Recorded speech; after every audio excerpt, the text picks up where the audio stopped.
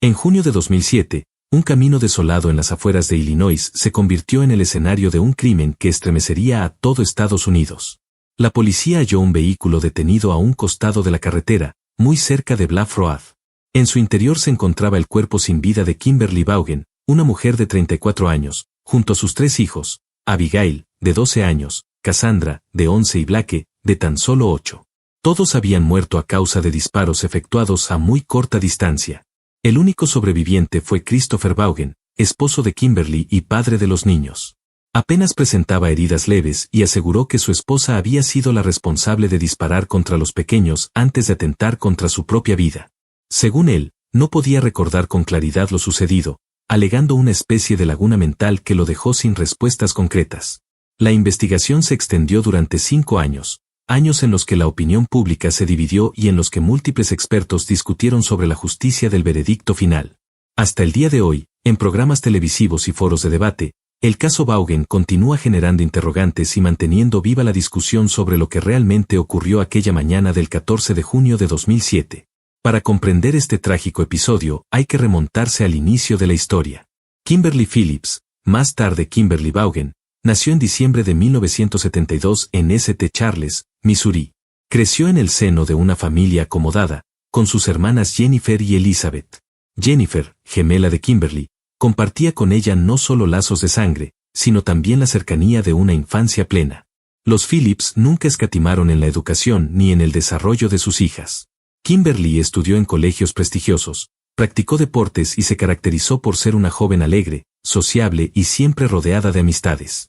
Christopher Vaughan, por su parte, llegó al mundo en septiembre de 1974 en la ciudad vecina de St. Louis. Era uno de 3 hermanos en una familia modesta, aunque unida. Desde niño se apasionó por el fútbol, las caminatas al aire libre y los viajes familiares.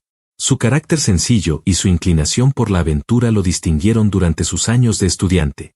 Fue a inicios de los 90 cuando sus caminos se cruzaron con los de Kimberly, y entre ellos nació rápidamente una relación sentimental.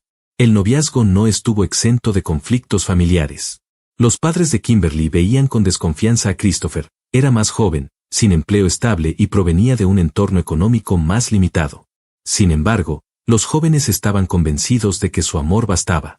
Cuando Kimberly quedó embarazada, decidieron casarse en el verano de 1994. Ella tenía poco más de 20 años y él aún no cumplía los 20. La pequeña Abigail llegó apenas 4 meses después de la boda. Un año más tarde nació Cassandra y, al cabo de 3 años, Blake completó la familia. Durante los primeros años, la vida de los Vaughan parecía ejemplar. Kimberly se dedicaba al hogar y al cuidado de los niños, quienes destacaban en la escuela por su talento artístico, deportivo y académico. Ella participaba activamente en la comunidad escolar, lideraba el grupo de scouts y ocupaba un lugar central en las actividades de sus hijos. Christopher, por su lado, fundó una pequeña empresa de ciberseguridad que le permitió prosperar. Con el tiempo, la familia se mudó a Washington, y años después, a un tranquilo pueblo de Illinois, donde pudieron comprar una casa espaciosa. Fue entonces cuando Kimberly decidió estudiar Derecho y obtuvo su título apenas un mes antes de la tragedia. Pero bajo esa aparente estabilidad, la relación de los esposos se había ido resquebrajando. Christopher viajaba constantemente por trabajo y durante una de esas ausencias inició una relación extramarital con una mujer llamada Jill. Aquella aventura duró aproximadamente 1 año, hasta que Kimberly descubrió la verdad. El matrimonio se tambaleó y se habló seriamente de un divorcio, aunque finalmente optaron por seguir juntos para no romper el núcleo familiar. Sin embargo, la herida permaneció abierta. Kimberly dejó de confiar en su marido, lo celaba de manera constante y sospechaba de nuevas infidelidades. La tensión emocional comenzó a reflejarse en su salud. Sufría migrañas, insomnio, crisis de ansiedad y problemas de presión arterial. El deterioro era tal que tuvo que acudir al médico y recibir tratamiento con distintos medicamentos. El contraste entre la imagen pública de una familia feliz y la realidad de un matrimonio en crisis era enorme. Los vecinos los recordaban como personas correctas, padres dedicados y un hogar que parecía estable. Nadie sospechaba que, detrás de las paredes de esa casa, la desconfianza y los resentimientos estaban destruyendo lentamente lo que alguna vez fue un amor juvenil lleno de promesas. La figura de Christopher, el esposo que aparentaba ser un hombre trabajador y comprometido, también comenzó a levantar sospechas con el paso del tiempo. Sus constantes viajes y la forma en que evitaba hablar de sus problemas maritales lo convirtieron en un personaje ambiguo.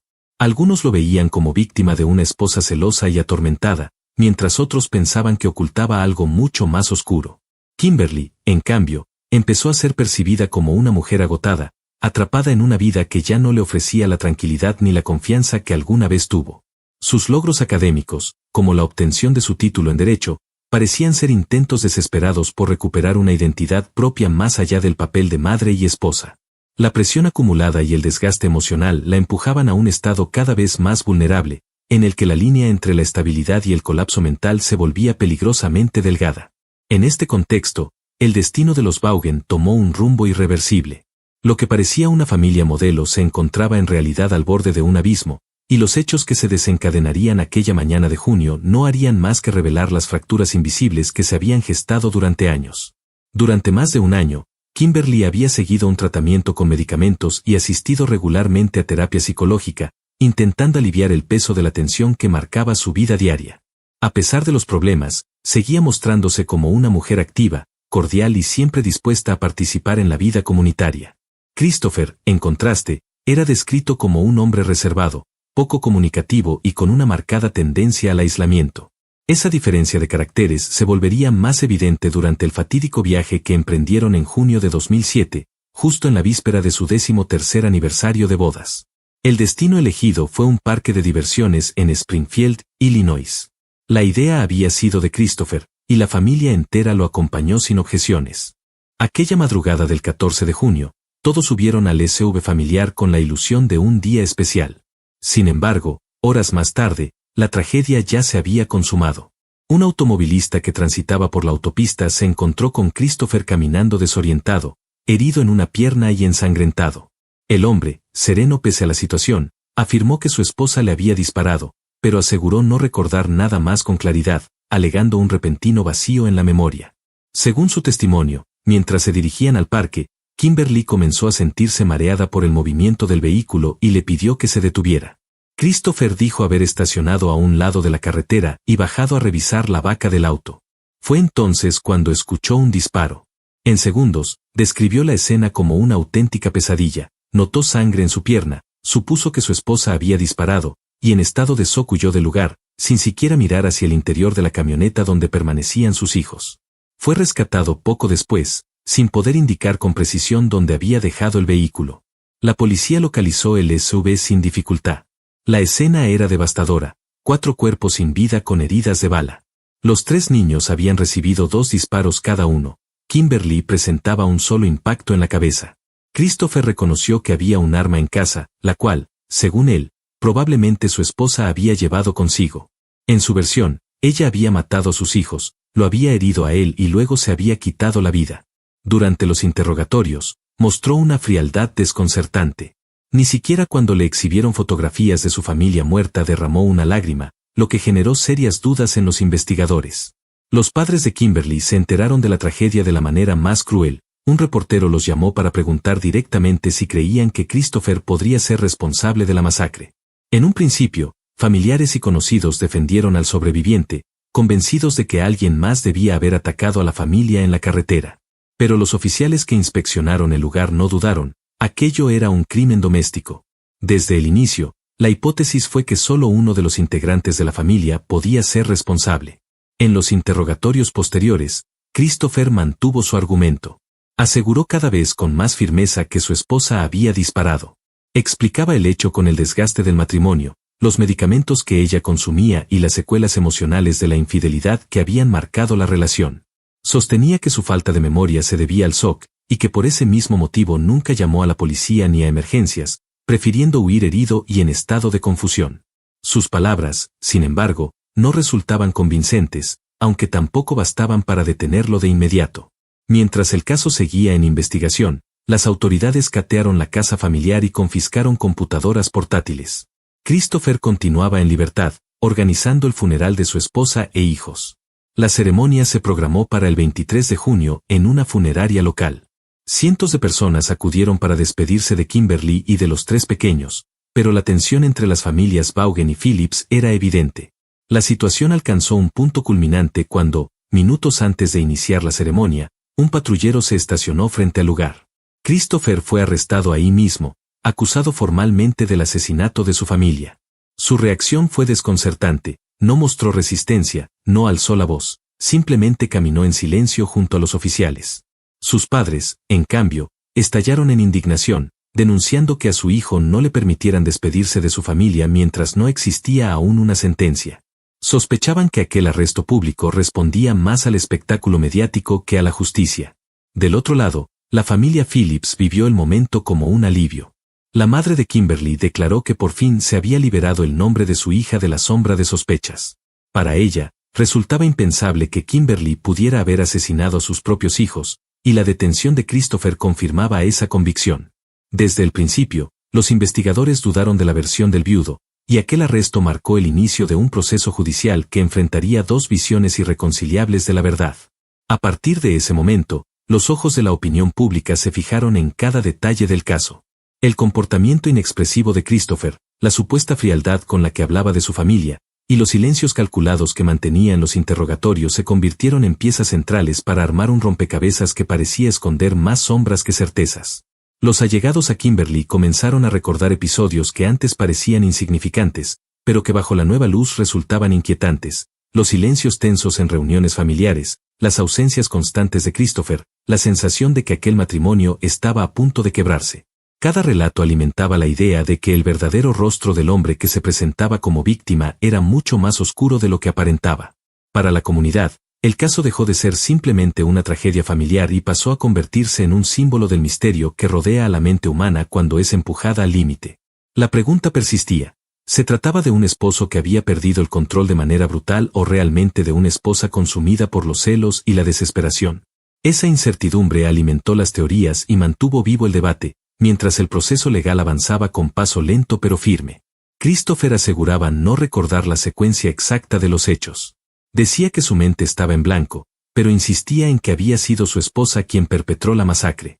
Él había tenido suerte, según su propia versión, pues la bala únicamente rozó los tejidos blandos de su muslo sin dañar arterias principales. Sin embargo, conforme avanzaba la investigación, salieron a la luz nuevos elementos que hacían cada vez más sospechosa su postura. Entre ellos, un seguro de vida contratado a nombre de Kimberly, por el cual Christopher recibiría $1 millón en caso de su fallecimiento. Para los investigadores, aquello no era una coincidencia.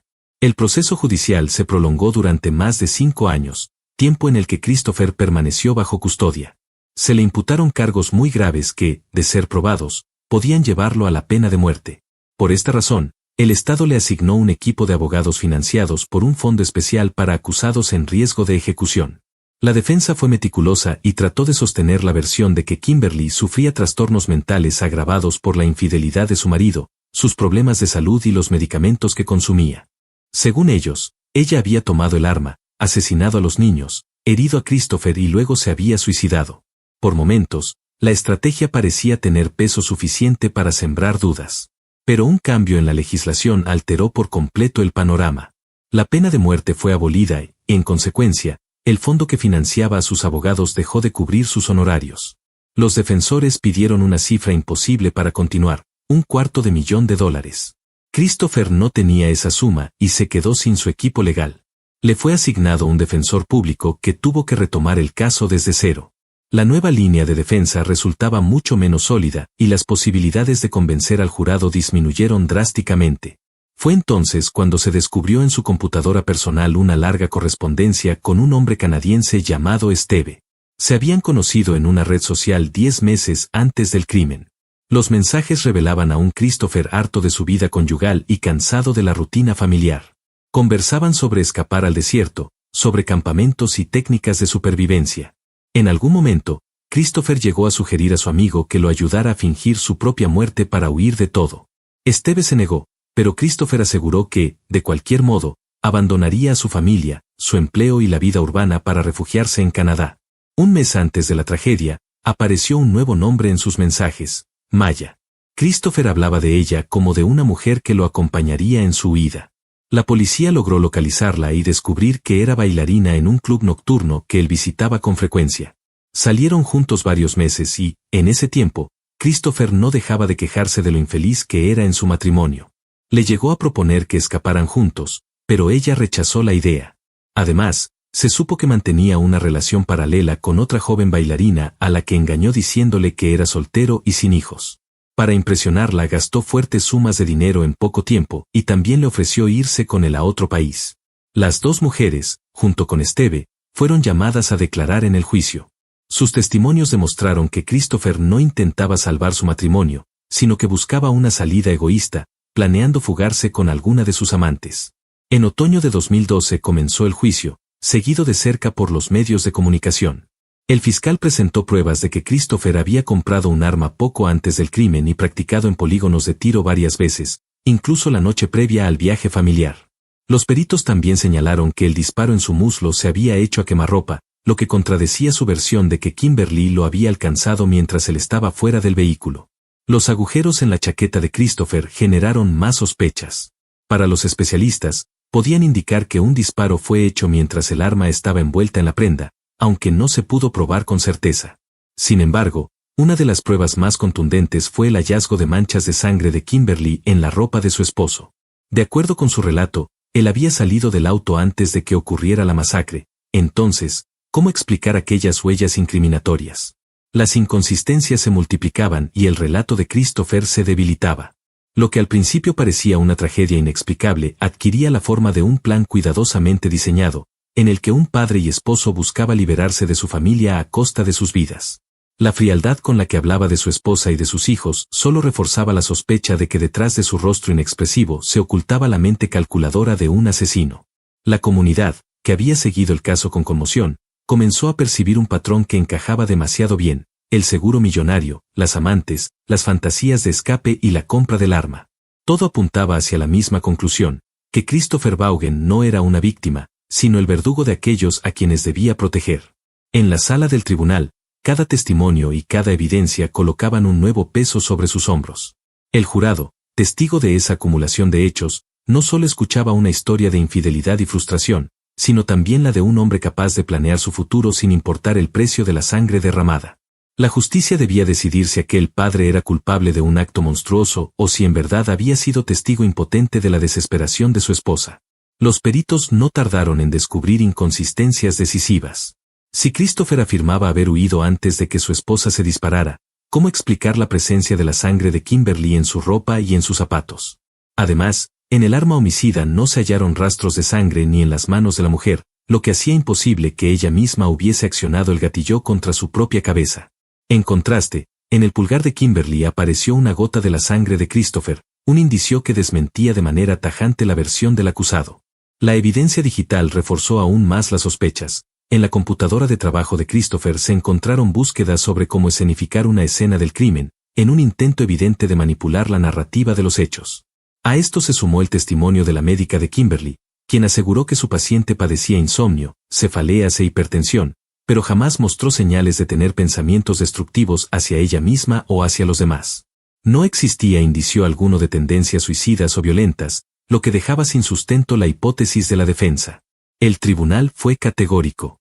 Christopher Vaughan fue declarado culpable en cada uno de los cargos y sentenciado a 4 cadenas perpetuas, una por cada vida arrebatada. Sin posibilidad de libertad condicional, pasaría el resto de sus días tras las rejas.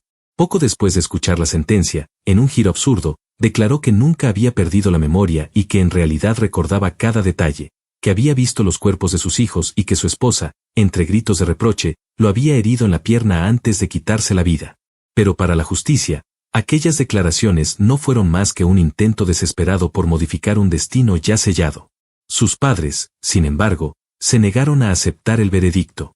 Durante años se han aferrado a su inocencia, participando en programas de televisión, entrevistas y escribiendo en redes sociales donde insisten en retratar a Christopher como un hombre desgraciado en su matrimonio, víctima de los Phillips, a quienes acusan de haber saboteado la relación desde el principio.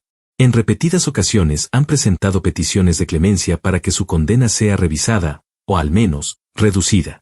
Todas ellas han llegado al escritorio del gobernador, quien tras examinar el expediente respondió de forma tajante: no existía ninguna razón para dudar de la sentencia. Para él, el asesinato de toda una familia, y más aún de la propia, era el crimen más atroz que un ser humano podía cometer. Por lo tanto, no habría indulgencia alguna ni posibilidad de redención. Así concluye una de las historias más desgarradoras que sacudieron a Illinois, la caída de un hombre que, cegado por su egoísmo y sus deseos de huida, convirtió lo que debía ser un viaje familiar en una masacre irreparable. Un caso que dejó tras de sí un eco de preguntas, dolor y la certeza de que la justicia, pese a los intentos de negarlo, había encontrado a su verdadero culpable. Quienes conocieron a Kimberly y a sus hijos aún recuerdan sus sonrisas, sus talentos y su entusiasmo por la vida.